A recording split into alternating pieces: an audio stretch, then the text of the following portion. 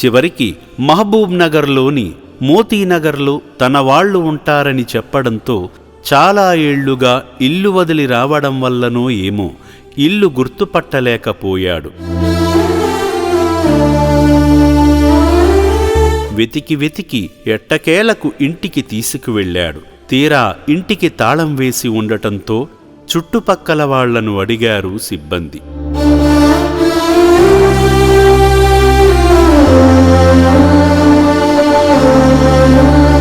ఏమవా పెంటావా బాగున్నావానే? బాగున్నా. తెలుసా అమ్మ మీకు? తెలుసు. ఏం పేరు? ఏ పేరు? కొండయ్య.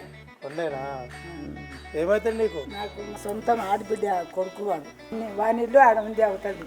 ఆ లాస్ట్ ఇల్లు అదేనా? కొండల్ బంధువు అయిన అంజన్న అక్కడకు చేరుకుని కొండల్ మా చిన్నమ్మ కొడుకే అని తన పూర్తి సమాచారాన్ని సిబ్బందికి వివరించాడు.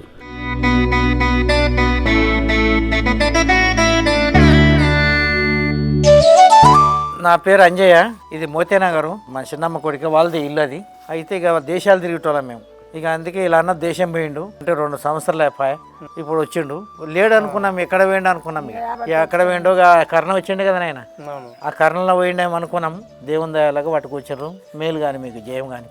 అనంతరం కొండల్ను అప్పగిస్తున్నట్లుగా పత్రంపై సంతకం పెట్టించుకొని అంజన్నకు అప్పగించడంతో కొండల్ కథ సుఖాంతమైంది.